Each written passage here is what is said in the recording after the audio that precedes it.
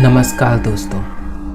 जिस जगह की हम बात कर रहे हैं वो जंगल मध्य प्रदेश और महाराष्ट्र राज्यों की सीमा पर बालाघाट के करीब है। उस जंगल में एक काफ़ी पुराना अस्पताल है जो कि अंग्रेज़ों ने बनवाया था। उस अस्पताल के नज़दीक ही एक कब्रिस्तान भी है। ये इलाका बालाघाट से बैहर जाने वाले मार्ग पर आता है और आज भी कभी कभी वहाँ पर रोने और बिलखने की आवाज़ें आती हैं। कहा जाता है कि सन 1930 के आसपास इस अस्पताल में ऑपरेशन के दौरान एक मरीज की रहस्यमयी तरीके से मौत हो गई थी। तब से उस मरीज की आत्मा उस इलाके में भटकती रहती है। रात होते ही इंसान उस रास्ते से गुजरने से कतराने लगते हैं क्योंकि राहगीर आज भी उस लड़के की आत्मा को महसूस कर सकते हैं। विश्वजीत इन पुरानी कहानियों पर यकीन नहीं करता था। वो एक शाम अपने दो दोस्त रमेश और महावीर के साथ बाइक पर घूम रहा था। बारिश के दिन थे और मौसम काफ़ी सुहावना था। सैर सपाटे और भोजन के बीच रात के 11 कब बज चले किसी को पता ही नहीं चला। देर रात होने के बावजूद किसी का वापस घर जाने का मन नहीं कर रहा था। इसीलिए कुछ तूफानी करने के जोश में वो तीनों उस रास्ते पर निकल पड़े जहां उन्हें कभी नहीं जाना चाहिए था। बाइक रमेश चला रहा था। जैसे ही रमेश ने अस्पताल वाले रास्ते के लिए बाइक मोड़ी, उसका पैर फिसल गया और तीनों बाइक से गिर गए। गनीमत थी कि तीनों को कोई चोट नहीं आई। अब विश्वजीत ने बोला कि वो बाइक चलाएगा और एक बार फिर वो तीनों आगे निकल पड़े। अभी मात्र 3 किलोमीटर ही चले होंगे कि अचानक उनकी बाइक का टायर पंचर हो गया और स्पीड तेज होने के कारण उनकी बाइक दूर तक फिसलती चली गई। रमेश को लगा कि इस रास्ते पर जरूर कुछ गड़बड़ है और उन्हें वापस चले जाना चाहिए। इस पर विश्वजीत बोला कि अस्पताल के पास जरूर कोई ना कोई पंचर बनाने वाली दुकान होगी और वो तीनों बाइक उठाकर पैदल ही अस्पताल की तरफ निकल पड़े। सड़क हल्की गीली थी और हवा काफी ठंडी चल रही थी। तभी उन्हें अचानक किसी लड़की की चीखने की हल्की सी आवाज सुनाई दी। रमेश बोला कि क्या बाकी दोनों ने भी वो आवाज सुनी थी? बाकी दोनों ने रमेश की बात को अनसुना कर दिया। उन तीनों ने फिर उस रास्ते पर आगे बढ़ना शुरू कर दिया। थोड़ी दूर चलने पर एक बार फिर वही चीख सुनाई दी।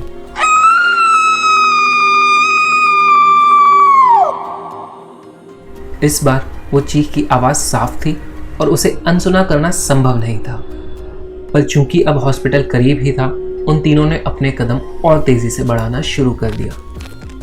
थोड़ा और आगे बढ़ने पर उन्हें बरगद के एक पेड़ के नीचे एक औरत दिखाई दी।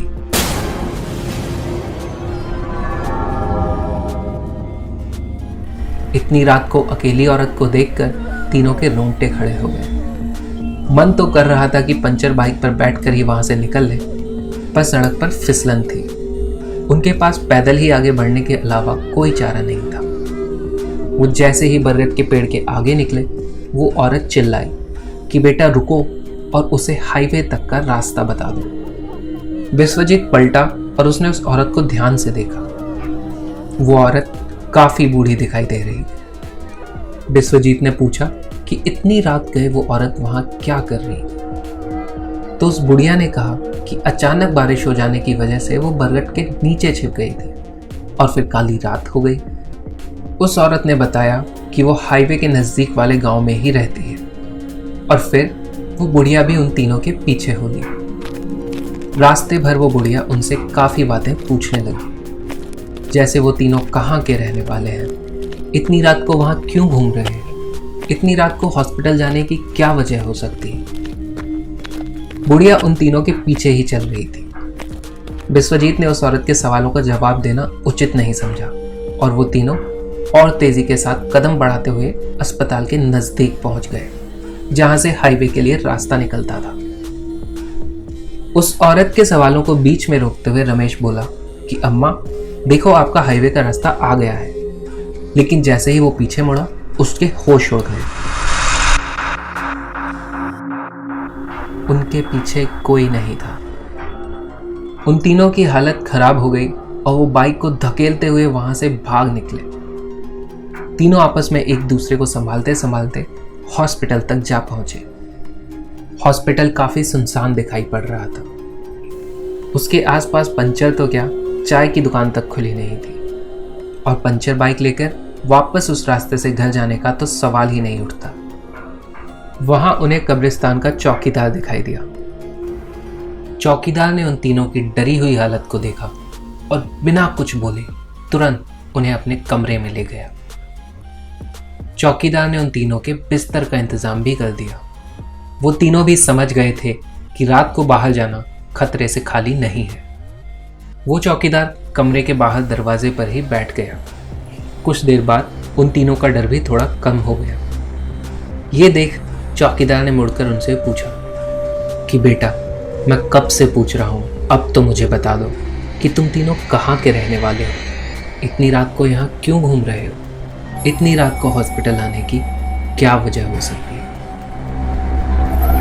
बुढ़िया का सवाल चौकीदार के मुंह से सुनकर विश्वजीत, रमेश और महावीर तीनों की सांसें ही अटक गई। वो समझ गए थे कि वो बुढ़िया ही चौकीदार के रूप में है। तो दोस्तों, आपको इस रहस्यमयी घटना के बारे में क्या लगता है, हमें ज़रूर बताएं।